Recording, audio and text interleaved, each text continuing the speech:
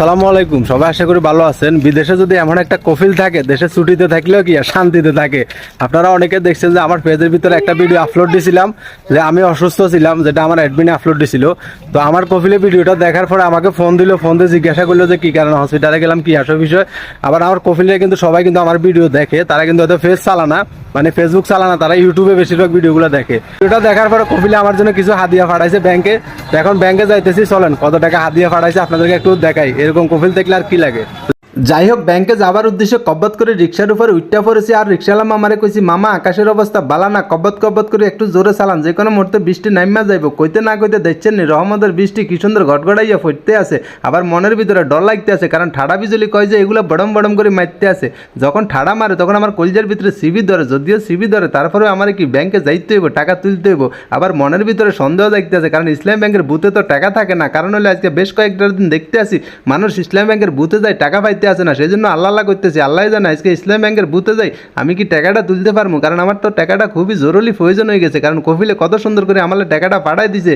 যদি এই টাকাটা না তুলতে পারি মনের ভিতরে এখন দুঃখ তো থাকি যাবো। তো চলেন যাই ইসলাম ব্যাংকের বুথের সামনে, যদিও টাকাটা পাই যায় মনের ভিতরে শান্তি লাগবে। আর আপনাদেরকেও দেখাই যে আমার কফিল আমার লাগে কত টাকা পাঠাইছে। আর আপনারা সবাই আর কফিলের লাগে একটু দোয়া করেন, কারণ হে বেটা বেচারা কত সুন্দর মতো আমার টাকাটা পাঠাই দিছে।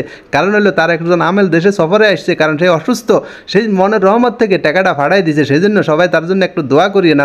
যাই হোক, মনে হইতেছে ইসলাম ব্যাংকের কাছাকাছি চলে আসছি। আজকে বৃষ্টির মধ্যে তেমন বেশি ঝামেলা থাকতো না, মানুষ থাকতো না, বুথের মধ্যে টাকা থাকবো। আমি আমার টাকাটা তুলি কব্বত করে চলে যাবো। মনে হইতেছে কোনো জুট ঝামেলা হইতো না। এই যে কব্বত করে চলে আসছি, দেখছেন সামনে কত সুন্দর ইসলাম ব্যাংকের বুথ আমার লাই খাড়াই রয়েছে।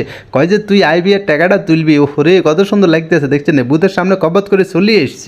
ইসলামী ব্যাংকের অবস্থা কি করতে পারবে না, আধা ঘন্টা 2 কোটি টাকা শেষ বলছে, আরো 1 ঘন্টা পরে টাকা আইব। টাকা আসতেছে না, এত পরিমাণে মানুষের টাকা তুলো। এখন এনসিসি ব্যাংকে যাই, এনসিসি ব্যাংকে তুমি টাকা তুলবো। বুথের ভিতরে যে বেশ কদিন কি ইসলামী ব্যাংকের টাকা নাই, চলো এনসিসি ব্যাংকে আন্দা যায়।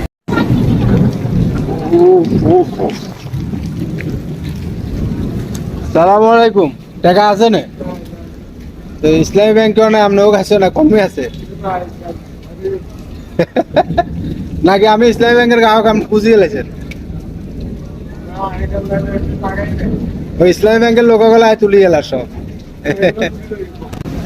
ওই যে দেখা যাইতেছে এটাই যে ইসলামী ব্যাংকের বুথে মানুষ ঢুকতেছে আর বাইরে যেতেছে, কারণ কোনো টাকা পয়সা নাই। এইদিকে আছে এনসিবি ব্যাংক, এখানে আসছে, এখানেও কোনো টাকা নাই। কারণ ইসলামী ব্যাংকের যেসব গ্রাহকরা আছে তারা কিন্তু এনসিসি ব্যাংকের এই যে বুথের মধ্যে জাপটায় ভরে সব টাকা তুলিয়ে লাইছে। আমি এখন চলে যাইতেছি, দেখছেন রিক্সার ভিতরে বসে রয়েছি, মনের ভিতরে প্রচুর পরিমাণে দুঃখ কষ্ট লইয়া বাড়ির উদ্দেশ্যে রওনা দিছি। কিছু করার নাই, কারণ আমার কফিলে এই টাকাগুলো ফাড়াইছে।